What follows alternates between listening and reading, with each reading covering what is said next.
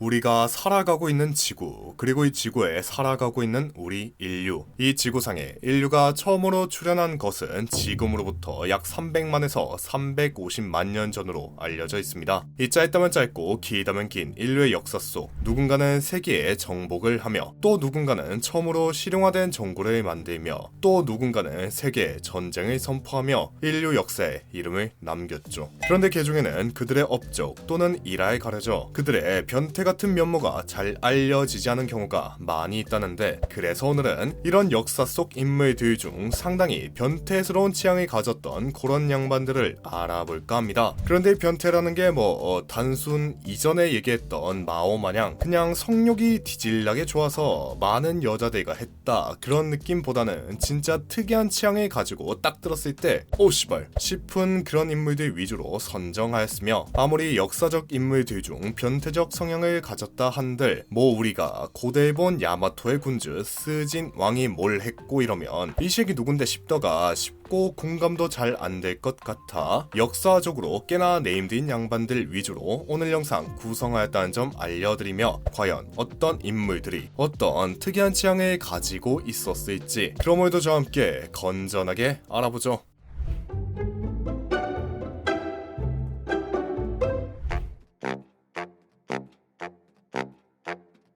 첫 번째로 알아볼 양반은 장자크 루소입니다. 여러분, 프랑스 하면 무슨 나라입니까? 미식의 나라이자 바게트의 나라이자 혁명의 나라 아니겠습니까? 본디 프랑스는 혁명이 일어나기 전까진 전제 왕권으로 왕의 권력은 신으로부터 부여받았다는 왕권 신수설을 주장하던 그런 나라였으나, 사실상 한 남자가 사회계약론과 인민주권론, 즉 대한민국 헌법 제1조의 내용과 비슷하게 모든 주권은 인민, 즉 국민에게 있고 모든 권력은 국민으로부터 나온다는 말로 프랑스인들을 계몽하며 그를 중심으로 프랑스 대혁명이 일어나 아주 그냥 나라가 180도 바뀌게 되었는데, 그래서 그 남자가 누구인가? 그가 바로 오늘 얘기할 장자크 루소로 사실상 프랑스 혁명의 아버지로 불리우는 양반이죠. 그리고 이 양반이 했던 말 중 가장 유명한 말이라 한다면 자연으로 돌아가라 라는 말일 텐데, 그는 자연으로 돌아가다 못해 그의 참회록에서 밝히길 젊은 시절 정말 뜬금포로 옷을 벗고 남들에게 자기 궁둥짝을 보여주고 싶어져 많은 여성들이 보는 앞에서 갑자기 바지를 내려 보여주기도 했으며,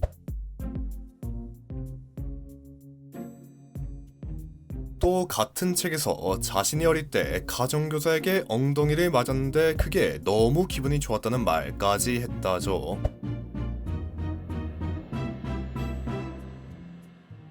그러니 이 양반은 요즘으로 따지면 맞는 걸 좋아하는 마조히스트, 벗는 걸 좋아하는 노출증 변태였던 겁니다. 물론 그가 그의 저서에서 밝히지 않았더라면 아마 역사에 영원히 기록되지 않을 그런 이야기였을 테니 어찌 보면 부끄러움을 아는 변태였던 것 같네요. 두 번째로 알아볼 양반은 나폴레옹입니다. 프랑스의 세계의 정복자이자 내 사전에 불가능이란 없다는 말을 남기며 가능충들에게 영원한 희망을 선사한 그런 양반이자, 이전에 한번 꼬치 역사 특강에서 작은 꼬치의 대명사로 한 차례 소개한 적 있는 그런 양반인데, 이 양반은 당최 어떤 변태 같은 취향을 가졌길래 또 한번 제 영상에서 등장하게 된 걸까 하면, 이 양반은 마이너 중에 메이저인 취향인 냄새에 대한 취향을 가지고 있더랬죠. 그런데 그 수준이 살짝 역겨운 느낌? 여러분들 혹시 까망베르 치즈라고 아시나요? 요게 그 프랑스의 대표 치즈로 나폴레옹이 그렇게 좋아하던 치즈라는데, 허나 표현이 좀 이상하긴 하나 요 치즈 냄새가 그 남성분의 꼬치에 가끔 끼는 이상한 밥 있지 않습니까? 그거 냄새 아니면 사키노의 청국장을 비빈 그런 냄새하고 비슷하다 합니다. 그런데 나폴레옹은 이걸 어찌나 좋아했는지 전쟁터에서 가슴에 품고 다닐 정도였다는데, 갑자기 뭔 치즈 얘기냐 싶죠? 그게 나폴레옹은 이 치즈 냄새를 그렇게 좋아해서 전장에서 돌아갈 때 자신의 아내 조세핀에게 일주일 후에 돌아갈 것이니 그때까지 몸을 씻지 말고 잠시라도 기다려 주시오. 당신의 냄새가 그립소. 라는 편지를 보냈다 하죠. 또 애초 요 양반이 까망베르 치즈를 좋아하게 된 이유 역시 아내 조세핀이 씻지 않았을 때 나는 냄새가 아주 그냥 꼬릿꼬릿한 게 까망베르 치즈와 비슷한 냄새를 풍겨 좋아하게 되었다는 얘기도 있다 합니다. 세 번째로 알아볼 양반은 모차르트입니다. 볼프강 아마데우스 모차르트. 그가 누굽니까? 아마 클래식 음악에 대한 조예가 그리 깊지 않다 해도 베토벤, 바흐, 바그나, 핸델과 함께 클래식 음악의 코트라고 할까? 아무튼 딱 떠오르는 그런 인물들 중 한 명 아니겠습니까? 그리고 이 노래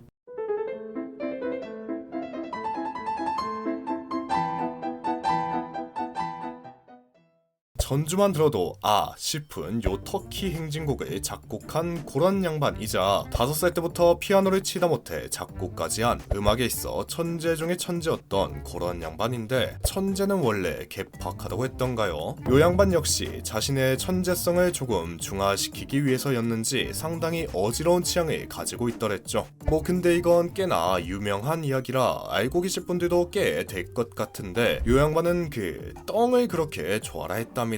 뭐 전문 용어로 부르면 스카충이었던 거죠. 그의 그런 취향을 보여준 사례는 상당히 많은데 뭔 내 떵거를 핥아줘 라는 곡을 작사 작곡하기도 그의 사촌 누이이자 자신의 첫사랑이었던 베젤레에게 편지로 몬 베젤레의 콧등 위에 떵을 싸고 싶다든지 그대의 떵을 보고 싶다는 말을 하기도 했답니다. 근데 뭐 사실 베젤레에게 보내는 편지 외에도 가족들에게 보내는 편지에서 역시 일상적으로 떵 얘기를 했으며 한 300통이 넘는 편지가 발견됐는데 그중 10%가 넘는 편지에서 그런 얘기가 등장했다죠. 물론 그가 실제로 관계를 할 때도 막 떵을 묻히고 했다 아니면 실제 그걸 먹더라 하는 기록은 딱히 없다 보니 그냥 당시 남부 독일의 유머가 아닌가 하는 얘기도 있던데 뭐 진실은 모차르트만이 알겠죠.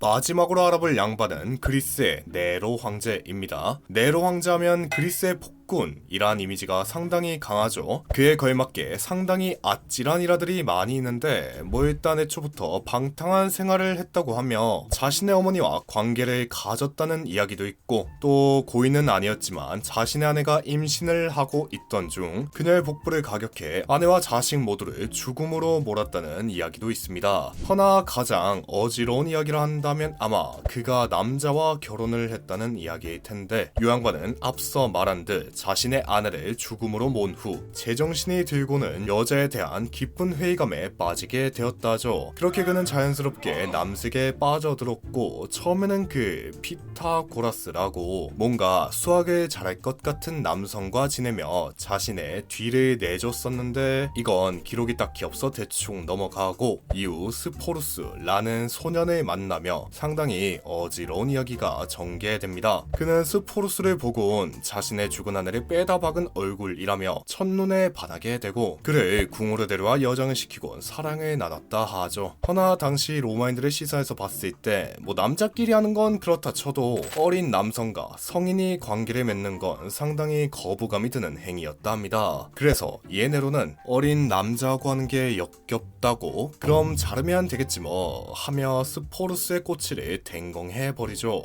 그렇게 실제 결혼식을 올리게 되고 말입니다. 하지만 네로는 이후 몰락하며 시해당하게 되고 그의 아내였던 스포루스는 사람들의 조롱을 견디지 못하고 이내 스스로 목숨을 끊게 되었답니다.